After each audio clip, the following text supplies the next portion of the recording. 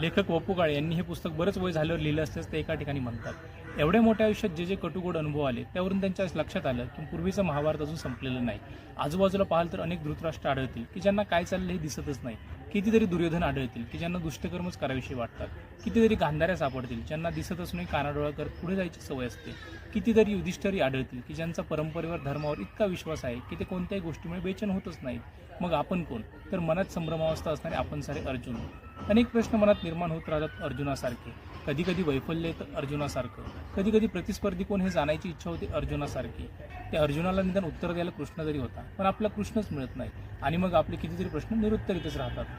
भगवद्गीता वाचल्यास आपल्याला अनेक प्रश्नांची उत्तरे मिळतात। तो ग्रंथ आजही आपल्याला योग्य मार्ग दाखवतो, पण तरीही कधी कधी आपली संभ्रमावस्था लवकर संपुष्टात येत नाही, प्रश्न पडत राहतात। म्हणूनच आपण सारे अर्जुन लेखकांनी या पुस्तकात जीवनातील अनेक चांगले व वाईट किस्से सांगून आपण कोणत्या क्षणी कसे वागतो याचे अभ्यासपूर्ण विवेचन केले आहे।